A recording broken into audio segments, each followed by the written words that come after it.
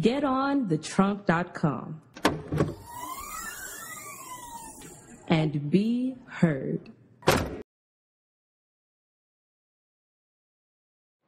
Hi, I'm Julie with thetrunk.com. I'm here at Same Sky Productions in Austin, Texas.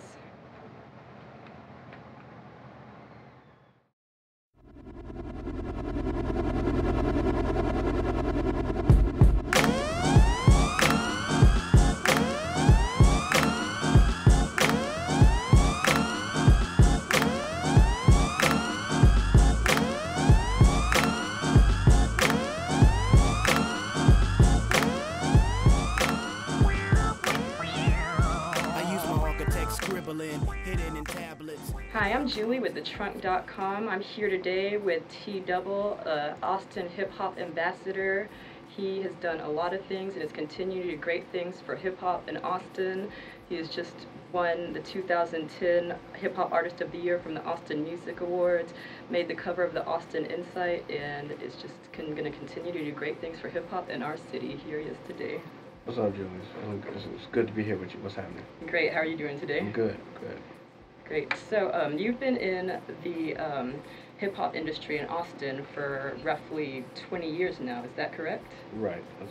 That's about it. You know, I started recording when I was 9. That's when I cut my first demo, and so I've been doing it forever. This is like, you know, the only job I know really. But yeah. Okay. What made you want to start doing it at 9 years old? You know, when other kids were getting, like, you know, fire trucks and stuff for Christmas, you know, me and my dad always played records, and I was just, you know, always into the music, and so I would tell my mom, hey, I want a keyboard instead of a fire truck. Okay. So that started, and just, you know, just being able to create something new daily just really pushed me into that direction. Okay. So when did you record your first album, and how did that come to be? It's kind of hard to nail down my first record because, you know, I was doing mixtapes when they were actually on tapes, and, you know, so far back. But my first real breakthrough record, I think, was maybe like in 95, 94, 95, where I first, you know, got publishing and was really an actual established artist. In all that time, and that 20 years that you've been in the business, what have you seen change the most? I think what has changed the most is artists are more self-contained now, where it used to be you would need an outside producer, you need an outside studio, you would need a big facility to really help you develop your craft, where now, you know, you can get a Mac and GarageBand and a MIDI controller and you can produce your own records, which is good and bad. It means you can do it yourself, but it also means sometimes the quality is really low, but, you know, it's a step in the right direction. What would you say are some of the most positive aspects of being an independent artist? Oh man, there's, you know, you get more of the money. You own your masters, you own your copyrights, you own your publishing.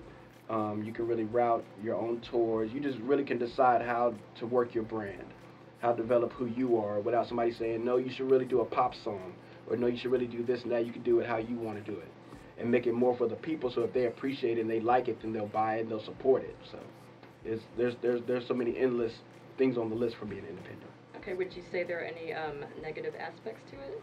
Yeah, funding. You know, it's money, positive and bad. You know, Sure. You get more of the money, but you need money to market. You need to put the banners on the websites, to tour, to wrap your vehicles with your logos. You need funding. So to find the money is the hard part. Okay. Do you think there's any positive aspects that come with being on a major label deal that don't come with being an independent artist? That's a tough one, because it all depends on how you look at it. Like, okay, the major can give you money to fund your project, but you got to recoup that money. Sure. So it's more like a business loan. They give you a loan with high interest. So they'll put all this money into you, but they got to make it back before you make money. So it's kind of hard now with a major, but these days you don't need a major. You can really do it yourself. If you're really a go-getter and you work hard and you hustle as much as you say you do on your mixtapes, you should be able to accomplish these things. Great. What advice would you have to aspiring hip-hop artists who really want to get their word out there, you know, but are serious about their art and their craft, but might not know as much about the business aspect? Yeah, you know, like we were saying before we started, like, you know, read a book, you know, go online, Google, you know, Google publishing, Google, you know, these things. It's real easy these days. Like, if an artist doesn't know these things, then they don't really want to know it. They rather sign with a major and lose all their rights, because with technology, it's so easy to get online. find out what you need, how to do it, how to sign up for these publishing organizations. It's easy. So just go online, read a book, and educate yourself first. It's the music business. The music is the smallest part of it. You got to have the business intact first if you really want the music to excel. Nobody gets with him, you know that's right. Now my pen is 10 kicks added behind hats. Lay a verse, then I pause and rewind that. I'm at a creative point where the thoughts grow. Stay focused, double never lost flows. Yeah, I rock shows, I got them skybound. Play loudly, elevate off of my sound. My town is a playground sandbox. Everybody wanna rhyme, everybody cannot. So high, the mid-court slam shot, didn't think ahead. So you actually were with a major record label roughly 10 years ago, Good Vibes. Can you tell us a little bit about the ups and downs with that and just your overall experience with a major record label? Well, when I was with Good Vibes, they were on the West Coast. They were kind of like the West Coast version of Rawkus, which was on the East Coast with Talib Kweli and all that. But when I got with those guys, they were just trying to expand their brand a little bit. Like they were the first ones to really step into the internet area with Atomic Pop, and they had deals with like Interscope and those type of things. But when I got with those guys, what made my deal different was, like I say, being educated. And I went in there with those guys telling them I wanted a partnership, not so much signing me as an artist, but signing my company, which was beneficial because when they decided to, switch distributors and when their business got in a certain way, I was able to walk away with my masters. I owned everything. I could still put that record out today from the way I initiated that agreement. And I think that's what a lot of artists don't understand is what you agreed to on day one is what you're going to have to follow through with on day 100. So you got to know what you're going in there, what you want, how you want to ask for it, and what you need. Like I own my publishing, I own my masters, I own everything about that. And from dealing with that situation, I realized that I could do this myself. I don't really need somebody else to say, we're going to put your record out on this day from a calendar of artists where they have a roster of artists. If I'm my own artist, I can put my record out Monday and put another record out next Monday if I choose to.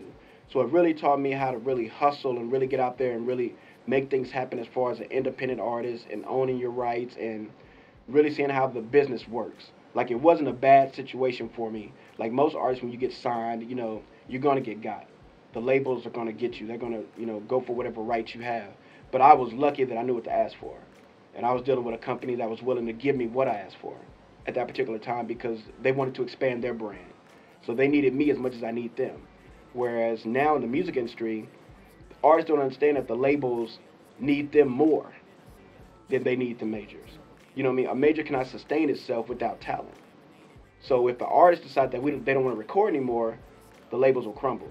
So your most recent album is called Vintage Visions. You want to tell your fans what to expect from that album?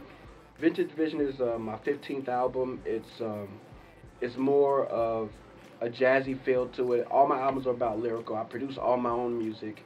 And it's really just a testament to being independent and hard work where I can be able to put out 15 albums and still have a fan base and still have people, respecting my craft. So it just taking the art form and the creativeness to a whole nother level. Okay. I'm Julie with TheTrunk.com with T-Double. T, tell them where everyone can find your music. Yeah, definitely. You can always go to T-Double.com, TEE-double.com, and there's videos. There's ways you can reach me for licensing music.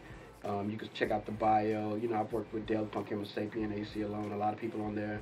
So, go check the videos, live performances, and all that. T-Double.com is where it is.